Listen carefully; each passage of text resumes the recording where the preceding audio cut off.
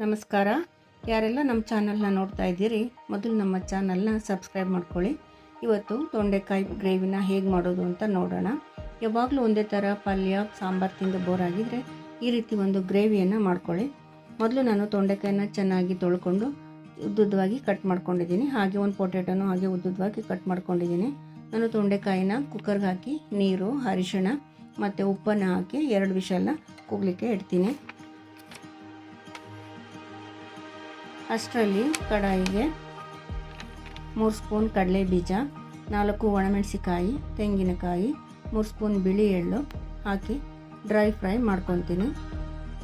ಇದನ್ನೆಲ್ಲ ಚೆನ್ನಾಗಿ dry fry ಮಾಡಿಕೊಂಡು ಮಿಕ್ಸಿ ಜಾರ್ಗೆ ಹಾಕಿ ನೀರು ಹಾಕಿ ರುಬ್ಬಿ ತೆಗೆದಿಟ್ಕೊಳ್ತೀನಿ. ಕಡಾಯಿಗೆ ಎಣ್ಣೆ, ಸಾಸಿವೆ, ಜೀರಿಗೆ, ಹಸಿಮೆಣಸಿಕಾಯಿ, ಖಾರ ಬೇಕಂದರೆ ಇನ್ನೂ 2 ಹಸಿಮೆಣಸಿಕಾಯಿ ಹಾಕ್ಕೊಬೋದು, ಈರುಳ್ಳಿ, ಕಡಲೆಬೇಳೆ, ಉದ್ದಿನಬೇಳೆ, ಹಾಗೆ ಟೊಮೊಟೊ ಮತ್ತು ಪೊಟೆಟೊ ಏನು ಕಟ್ ಮಾಡಿದ್ದೆ ಅದು ಹಾಕಿ ಎಲ್ಲನೂ ಚೆನ್ನಾಗಿ ಮಿಕ್ಸ್ ಮಾಡ್ಕೊಬೇಕು. ಹಾಗೆ ಅರ್ಧ ಸ್ಪೂನ್ ಸಾಲ್ಟ್ ಹಾಕಿ ಚೆನ್ನಾಗಿ ಮಿಕ್ಸ್ ಮಾಡಿ ಬೇಯಲಿಕ್ಕೆ ಬಿಡಬೇಕು. ಪೊಟೆಟೊ ಅರ್ಧ ಬೆಂದ ಮೇಲೆ ಬಾಡಿದ ಮೇಲೆ 1 ಸ್ಪೂನ್ ಅಚ್ಚ ಖಾರದ ಪುಡಿಯನ್ನು ಹಾಕ್ತಾಯಿದ್ದೀನಿ. ಈಗ ಕರಿಬೇವು ಮತ್ತು ರುಬ್ಬಿಟ್ಟಿರ್ತಕ್ಕಂಥ ಮಸಾಲೆಯನ್ನು ಹಾಕಿ ಚೆನ್ನಾಗಿ ಮಿಕ್ಸ್ ಮಾಡ್ಕೊತೀನಿ.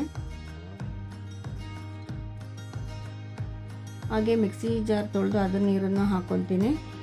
ನಮಗೆ ಗ್ರೇವಿ ಯಾವ ಹದಕ್ಕೆ ಬೇಕು ಅಷ್ಟು ನೀರನ್ನು ಹಾಕ್ಕೊಬೇಕು.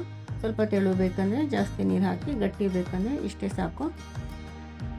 ಹಸಿ ವಾಸನೆ ಹೋಗೋವರೆಗೂ ಹಾಗೆ ಫ್ರೈ ಮಾಡ್ಕೊಳ್ಳಿ. ಈಗ ಗ್ರೇವಿ ಚೆನ್ನಾಗಿ ಕುದೀತಾ ಇದೆ.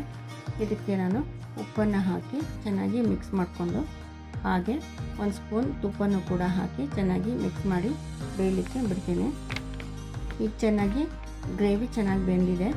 ಇದಕ್ಕೆ ಮೊದಲೇ ಬೇಯಿಸಿಟ್ಟಿರ್ತಕ್ಕಂಥ ತೊಂಡೆಕಾಯಿನ ಹಾಕಿ ಚೆನ್ನಾಗಿ ಮಿಕ್ಸ್ ಮಾಡ್ಕೊಬೇಕು. ಮಸಾಲೆ ಮತ್ತು ತೊಂಡೆಕಾಯಿ ಎರಡೂ ಚೆನ್ನಾಗಿ ಹೊಂದ್ಕೊಳ್ಳೋ ಥರ ಮಿಕ್ಸ್ ಮಾಡಬೇಕು. ತೊಂಡೆಕಾಯಿ ಚೆನ್ನಾಗಿ ಮಸಾಲೆಯನ್ನು ಹಿಡಿಬೇಕು. ಈಗ ಚೆನ್ನಾಗಿ ಮಿಕ್ಸ್ ಆಗಿದೆ, ಚೆನ್ನಾಗಿ ಹೊಂದ್ಕೊಂಡಿದೆ. ಈಗ ಸರ್ವ್ ಮಾಡ್ಕೊಳ್ಳೋಣ. ತೊಂಡೆಕಾಯಿ ಕೂಡ ಡಯಾಬಿಟಿಕ್ಕಿಗೆ ಹಾಗೆ ಹಾರ್ಟ್ ಹೆಲ್ತ್ಗೆ ಕೂಡ ತುಂಬ ಒಳ್ಳೆಯದು. ಈಗೆಲ್ಲ ತೊಂಡೆಕಾಯಿ ತುಂಬ ಇಷ್ಟ, ಕಾಮೆಂಟಲ್ಲಿ ತಿಳಿಸಿ. ನನಗಂತೂ ಈ ಥರ ಗ್ರೇವಿ ತುಂಬ ಇಷ್ಟಪಟ್ಟು ಮಾಡ್ಕೊತೀನಿ. ಇದೇ ಥರ ಗ್ರೇವಿನ ಮಾಡ್ಕೊತೀನಿ, ಮತ್ತೆ ಇದೇ ಥರ ಮಾಡ್ಕೊಂಡು ತಿನ್ನಬೇಕಂತ ನಿಮಗೆ ಅನಿಸುತ್ತೆ.